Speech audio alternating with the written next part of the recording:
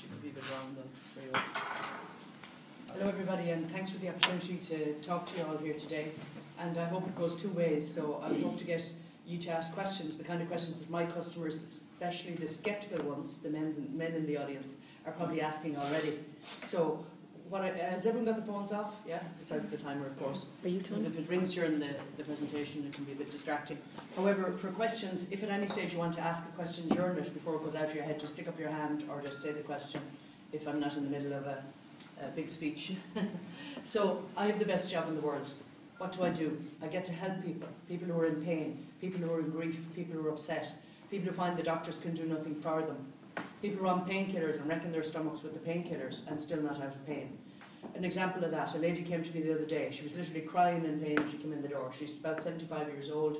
She came with her husband. He came with a bad back. She came with pains in her knees, her stomach, her bowel. Oh, she was literally like this. So usually I have people standing first and I'm working around their body like this, which was, she was holding on to the plinth. Now the plinth is like a massage table. It's what people lie up on. It's that's what it is. So the lady anyway, she was holding on to the plinth and almost crying, as I said, with the pain. And then it was very hard to get her to, step on the step and lie on the plinth, because again, every movement hurt. But she lay there and I covered her in a blanket and she was fully clothed, of course. And after a few minutes of me doing the energy healing around her, she just went, and she said, this is the first time I felt relaxed in years. She just really, and that feedback for me, that if I never got paid, if I lived on the street and had enough to eat, I would be very, very happy to find people who I can help like that. Now, not every single case is like that. And again, people say, oh, you're so special. I'm not special. I'm an ordinary person. I've trained in this. I've devoted my whole life to it. I remember at 16 studying nutrition and working in a chipper. You took what jobs you could get, and it was a great study of what not to eat. After I filled myself up regularly with snacks and became overweight. But so I really love what I do. It's energy healing, spiritual healing. Anyone got any questions now? Because I hit the sound of my own voice rattling on. Let's break it up. Question yet? No? Okay. I keep going. So here today I'm trying to cover the who, what, where, when, how of my business. Who am I? I'm 48 years old. I originally come from County Galway. My granny had a gift of healing people. So when she was, when I was young, I often saw granny and people come from miles and they'd have a pain in their stomach here. It was a Piansa Cleave. It was raising the Claheen was what she did. That was the old name. And she did it with prayers and candles and gas, and I don't know how she did it, to tell you the truth. But what happened was people would feel really better and they'd come out delighted. And I grew up with that. And I was born with a call, which is a second membrane on the head, which means you're psychic, you're a healer, or you're lucky with money. But definitely not the latter. And I don't care about that. I care about people. I care about helping people. I want people to be well. I love to spread joy. When you're joyful, you spread joy. When you're miserable, you spread misery. So mostly I try to stay joyful when I can. So that was my granny. I grew up, I went to the civil service. I worked 15 years in aircom. I kept injuring myself. Every time there was a car or a van passing by, I was driving my motorbike, a van came across. I got thrown in the air, smashed into another van, bad back. I got knocked down by a car. I fell off a horse and got concussion. I got dumped on my head by a guy doing karate, or thinking he was doing karate. Drunk. He was. I probably was too. Should have been me, Noirin. Yeah. So I had an awful lot of accidents, and my back was so bad that I had to go to doctors. Now I hate doctors, but anyway. So I eventually had to, and I was like a cripple. And they said, "Look, we're going to have to operate. It's very serious what you have." And I said, "No way! You're not going near me with a knife." So I went to another healer, and finally I found one who helped me. And when I was standing there, he said to me, "You know why this is happening to you, don't you? All these back problems." And every time I got half right, I'd injure myself again. And I said, "I do, yeah, but you could tell me," because I wanted him to say what I kind of knew anyway. And he said, "You're meant to be a healer, and until you're trying to remind yourself of what you're being meant to do." And I said, "Okay, I'll tell you what." I said, "If you fix me, I'll train with you as a healer and I'll help people." And he said, "Grand." So within about 3 months, it took a good while, I was totally better. And now I jog, I run, whatever, I don't get back pain.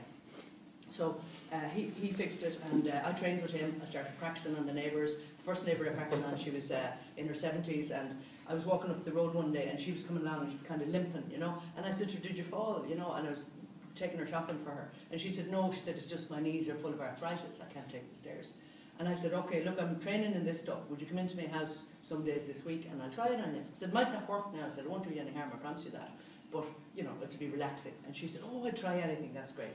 So she came in, worked away on her 3 times, and then that was that. I thought, that's the end of that. So about 4 days later, this lady came along with a bunch of flowers that I knew to be her adult daughter living with her, and she was giving them to me, and I was going, no, I think you've got the wrong house. And she said, no, she said, those are from us. My mother couldn't take the stairs for years, and she can take them now. So they were delighted. Granny could obviously now walk upstairs with the knees that she couldn't before.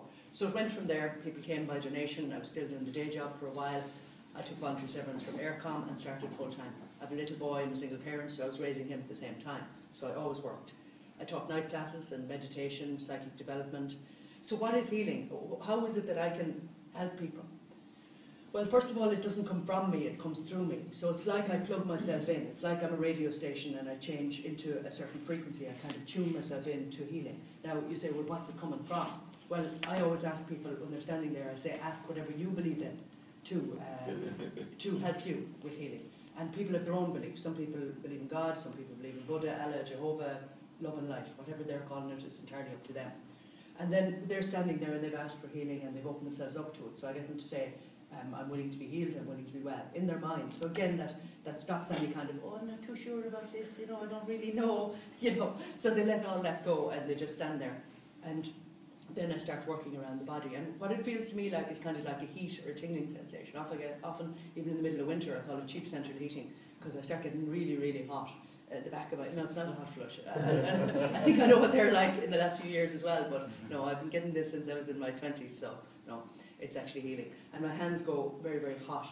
But sometimes then the same hand can feel cold. So I could be touching somebody's head and they'd say, oh, your hands are lovely and warm as they're lying there. And next thing I'll put the same hand on one of their knees, which would be inflamed maybe. And then my hands, they say, oh God, your hand is like a block of ice. Now literally within seconds, the same hand, because the knee is hot and it needs coolness. So whatever's coming through me feels cold here. And whatever's coming through me there feels hot. So it's a bit weird, I know, freaky, but it works, so what the hell. And it's no harm. Has anyone any questions yet, please? How much of it is to do with a mental attitude or a mental state of mind by the person you're treating? Yeah, people always say, is it the placebo effect? Is it that they're standing there saying, oh, this girl's going to make me well, and they work their own inside things to get better. But the only way I feel that isn't that is I've worked a lot on tiny babies and on dogs and animals, not so much cats, but some people have brought me their pets. And the dog sitting there isn't kind of going, oh, I must stop limping tomorrow because this crazy lady has waved her hands around me. And the babies, it's brilliant on babies, you know. I remember this couple and they had this baby and they brought it to a demonstration I was doing at a teaching session, and all the students were standing around and I was going, oh God, it works now. Because at the very time it wouldn't work, you know. Because again, it's not up to me. I only plug in and request, you know. I chat, exactly. So anyway, there was the baby and it had lost stomach upsets or whatever. And the next thing I approached it, and even as I was approaching the baby, I was doing this, and the next thing the baby just stopped crying. Now, it wasn't scared of me, it wasn't like, jeez, she's going to kill me, but the baby just calmed down, and so that kept on, and I worked away, and the next thing the couple said, can we take you home with us? Because they weren't getting any sleep. But I said, no, look, the baby will get affected by this if you want to bring them back for a free session, you know, to thank them for coming to the demonstration and allowing their baby to be a guinea pig. So when babies and dogs get better, that proves there's something more than that happening, do you know? Any other questions? Was a good question. Thank you. You mentioned arthritis, Noirin. Yeah. So tell me about that. Just, arthritis is very, very common, and I feel it's a lot to do with diet.